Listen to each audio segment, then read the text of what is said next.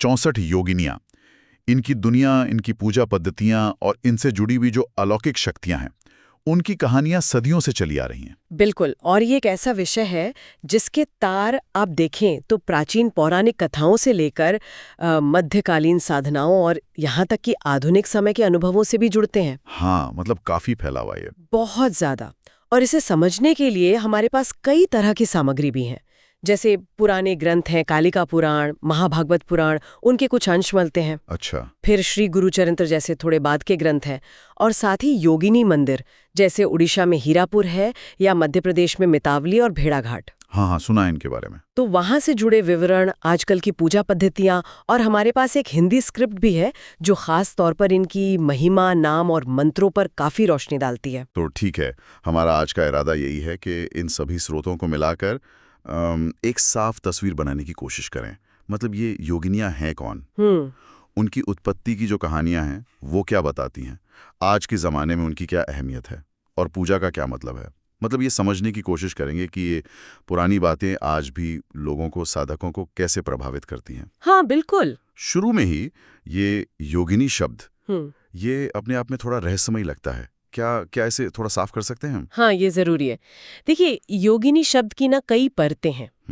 आम तौर पर तो ये शक्तिशाली देवियां मानी जाती हैं जिनका तंत्र साधना से गहरा नाता है। अच्छा। कभी कभी ये शब्द कुशल महिला साधिकाओं के लिए भी इस्तेमाल होता है, लेकिन ज्यादातर योगिनियां स्त्री शक्ति के उस थोड़े उग्र, स्वतंत्र और कभी कभी डरावने लगने वाले पहलू को दिखाती हैं जो बंधनों को तोड़ता है और मतलब माया के पार देखता है। दिलचस्प। उग्र, ठीक है। तो चलिए उनकी उत्पत्ति की जो सबसे मशहूर कहानी है, पुराणों वाली, उससे शुरू करते हैं। हाँ, वो रक्त बीज वाली कथा है ना? हाँ, वो कहानी उनके स्वरूप को समझने के लिए बहुत बहुत महत्वपूर्ण है। कालिका पुराण और महाभागवत पुराण में इसका जिक्र आता है। कहानी ये है कि देवी दुर्गा का रक्त बीज नाम के एक दैत्य से युद्ध हो रहा था। और इस दैत्य को एक अजीब सा वरदान मिला हुआ था कि उसके खून की हर बूंद जो जमीन पर गिरेगी, उससे एक नया रक्त बीज पैदा हो जाएगा। ओहो, मतलब युद्ध जीतना तो नामुमकिन ही हो गया एक तरह से।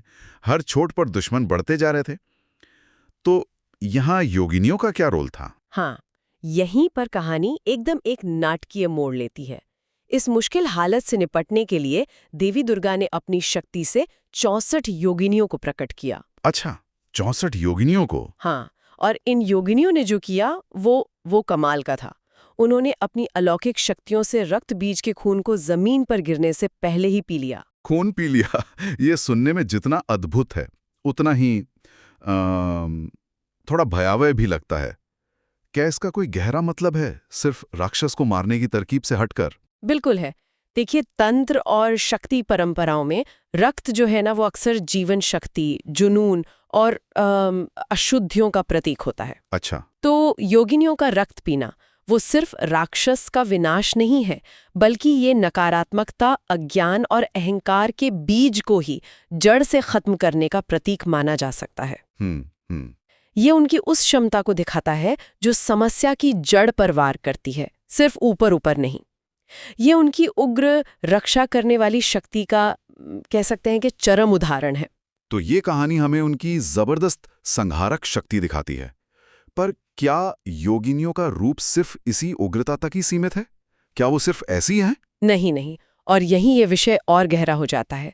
जैसा कि वो हिंदी स्रोत बताता है ना, हर योगिनी सिर्फ युद्ध शक्ति का प्रतीक नहीं है, वो ब्रह्मांड की अलग अलग शक्तियों और तत्वों को दर्शाती हैं। अच्छा।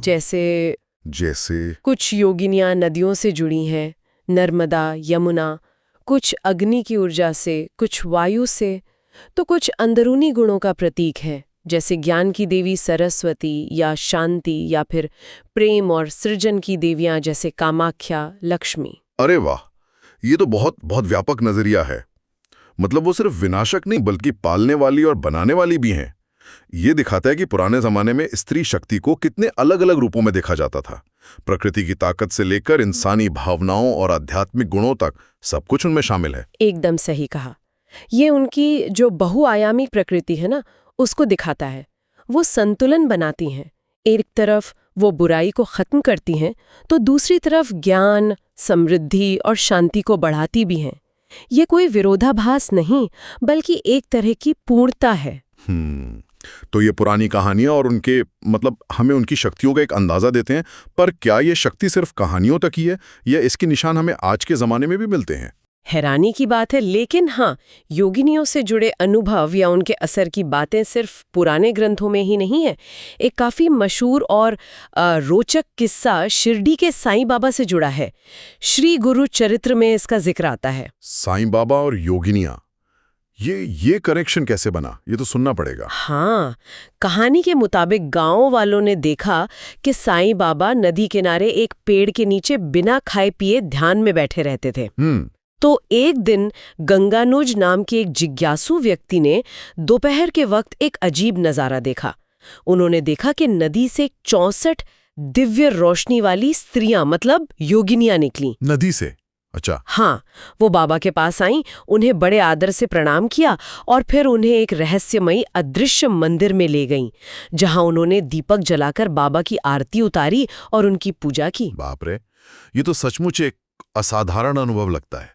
इस कहानी का क्या मतलब निकालते हैं लोग? क्या ये सिर्फ एक चमत्कार की तरह देखा जाता है? देखिए, मानने वालों और साधकों के लिए ये सिर्फ चमत्कार नहीं है। ये कहानी जो सिद्ध आत्माएं होती हैं, जैसे साईं बाबा और इन योगिनी शक्तियों के बीच एक जीवित और लगातार बने रहने वाले संबंध को दिखाती है। अच्छा। ये इस विश्वास को पक्का करती है कि ये शक्तियां आज भी मौजूद हैं और सच्चे साधकों या पहुंचे हुए संतों को दर्शन देकर या मदद करके आध्यात्मिक आशीर्वाद देती हैं। ये एक तरह से इन गुप्त गूढ़ मात्र शक्तियों से संपर्क का सबूत माना जाता है। तो ये माना जाता है कि ये शक्तियां आज भी एक्टिव हैं और सही लोगों के संपर्क में आ सकती हैं। अच्छा, तो आजकल आम लोग इनसे कैसे जुड़ते हैं? पूजा कैसे होती है इनकी? आज भी भारत में कई पुराने 64 योगिनी मंदिर हैं जो बहुत महत्वपूर्ण पूजा स्थल हैं, जैसे ओडिशा में हीरापुर का मंदिर। हाँ, हीरापुर। या मध्य प्रदेश में मितावली। कुछ स्रोत उसे भेड़ाघाट के पास बताते हैं। ये मंदिर अपनी बनावट के लिए बहुत जाने जाते हैं। गोल होते हैं और छत नहीं होती। हाँ, ये सुना है, बिल्कुल गोल, खुले आसमान के नीचे, बहुत अलग तरह के हैं। बिल्कुल। लोग इन मंदिरों में अलग अलग इच्छाओं के साथ जाते हैं। कोई बुरी शक्तियों से बचने के लिए, कोई अपनी मुरादें पूरी करवाने, या फिर आध्यात्मिक शक्तियों की प्राप्ति के लिए। आध्यात्मिक शक्तियां मतलब सिद्धियां, ये शब्द थोड़ा और समझाएंगे? हाँ, सिद्धियां। योग और तंत्र साधना में सिद्धियां उन असाधारण ताकतों को कहते हैं जो गहरे ध्यान, मंत्र जाप और दूसरी साधनाओं से मिलती हैं। ये ऐसी क्षमताएं हो सकती हैं जो आम भौतिक नियमों से परे हों, जैसे भविष्य देख लेना या दूसरों के मन की बात जानना या ऐसी ही दूसरी अलौकिक शक्तियां। अच्छा। योगिनी साधना को अक्सर इन सिद्धियों को पाने का एक रास्ता माना जाता है। हालांकि कहते हैं कि इसका असली मकसद तो आत्मज्ञान ही होता है। और इन मंदिरों में पूजा की कोई खास विधि होती है? क्या करते हैं लोग वहां जाकर? अक्सर इन पूजाओं में 64 योगिनियों के नामों का जाप होता है या उनके जो खास मंत्र हैं उनका उच्चारण किया जाता है। भक्त और साधक बताते हैं कि उन्हें इन जगहों पर बहुत तीव्र ऊर्जा महसूस होती है, कुछ रहस्यमय अनुभव होते हैं। और एक और दिलचस्प मान्यता है जिसका जिक्र उस हिंदी वाली सामग्री में भी है। कुछ लोग मानते हैं कि रात के वक्त इन मंदिरों में जो योगिनियों की मूर्तियां हैं वो जिंदा हो जाती हैं और आसमान में उड़कर घूमती हैं। रात में मूर्तियों का जिंदा होके उड़ना? हाँ। ये मानना तो थोड़ा मुश्किल लगता है। हाँ। क्या भक्त इसे बिल्कुल ऐसे ही मानते हैं सचमुच? कई जो पारंपरिक भक्त हैं उनके लिए हाँ, ये उनकी असीम शक्तियों में उनके गहरे विश्वास को दिखाता है। दूसरों के लिए शायद ये उनकी सूक्ष्म मतलब बंधन मुक्त प्रकृति का प्रतीक हो कि वो भौतिक सीमाओं से परे हैं। हाँ, ये भी हो सकता है। ये दिखाता है कि उनकी शक्ति सिर्फ पत्थर की मूर्तियों में नहीं बंधी है, बल्कि एक चेतन ऊर्जा है जो कहीं भी जा सकती है। शायद योगिनी नाम भी उनके इस घूमने फिरने वाले स्वभाव से जुड़ा हो। ये वाकई सोचने वाली बात है। अच्छा, हमने उनकी शक्तियों और पूजा की बात की। क्या इन 64 योगिनियों के खास नामों और उनकी शक्तियों के बारे में और जानकारी मिलती है? कौन कौन है ये? हाँ, बिल्कुल, अलग अलग स्रोतों में और खासकर उस हिंदी स्क्रिप्ट में जिसका हमने जिक्र किया, 64 योगिनियों की पूरी लिस्ट और उनके महत्व के बारे में बताया गया है। अब देखिए, सभी 64 नाम लेना तो यहाँ मुश्किल है, पर कुछ मुख्य उदाहरण हैं, जैसे बहुरूपा।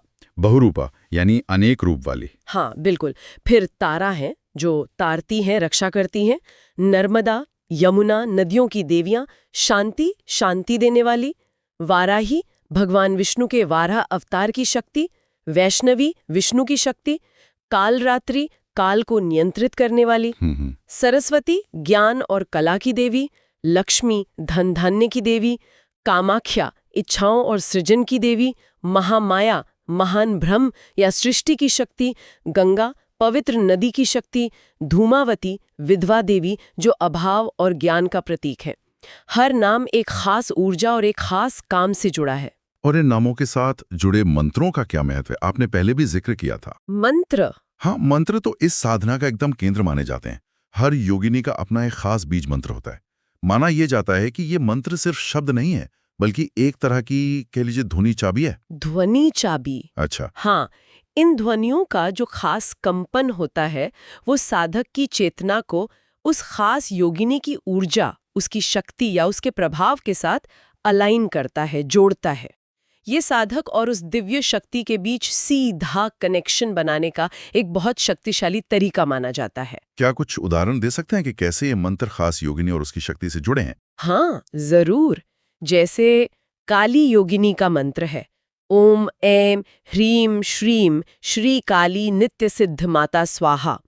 कहते हैं कि ये मंत्र डर से मुक्ति और अंदरूनी शक्ति देता है। सरस्वती योगिनी का मंत्र ओम ऐं ह्रीं श्रीं श्री सरस्वती स्वर्ग देवी स्वाहा। ये तो नाम से ही साफ है, ज्ञान, विद्या, क्रिएटिविटी और कलाओं के लिए इसका जाप करते हैं।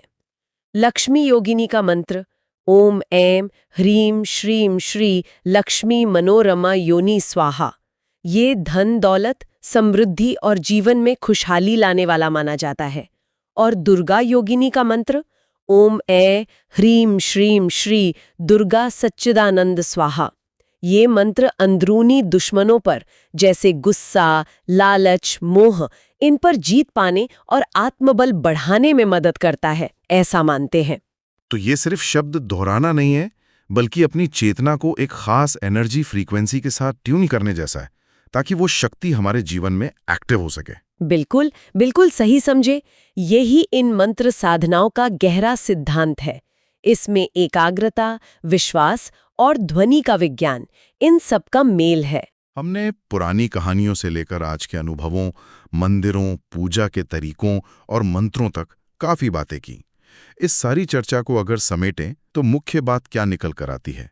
योगिनी परंपरा का सार क्या है? मुख्य बात ये है कि योगिनी पूजा, चाहे वो पुराने जमाने में हो या आज, हमेशा से गहरे आध्यात्मिक मार्गदर्शन, नेगेटिविटी से सुरक्षा और व्यक्तिगत बदलाव का एक शक्तिशाली रास्ता रही है।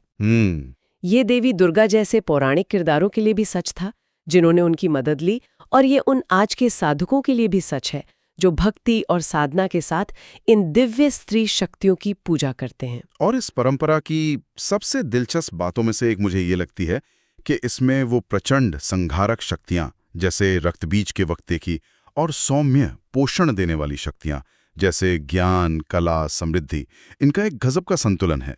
निश्चित रूप से। और यही संतुलन योगिनी परंपरा को इतना रिच और वाइब्रेंट बनाता है। ये दिखाता है कि दिव्य स्त्रीत्व, डिवाइन फेमिनिन, वो एक तरफा नहीं है।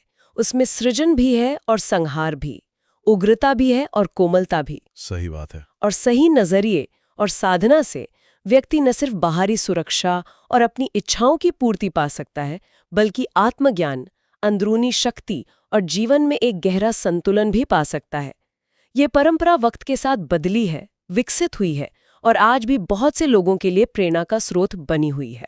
64 योगिनियों की ये दुनिया वाकई गूढ़, रहस्यमयी और बेहद आकर्षक है। ये प्राचीन मिथकों, गहरी आस्था और गहन साधनाओं का एक ऐसा संगम है जो हमें शक्ति के अलग अलग रूपों पर सोचने को मजबूर करता है। और हाँ, इन सभी स्रोतों पर सोचते हुए एक आखिरी ख्याल मन में आता है, जो उस हिंदी स्रोत के एक वाक्य से जुड़ा है। उसमें कहा गया है कि योगिनियों की साधना ब्रह्मांड की उन छिपी शक्तियों तक पहुंचने का मार्ग है जो हमारे अंदर सोई हुई हैं। अंदर सोई हुई शक्तियां।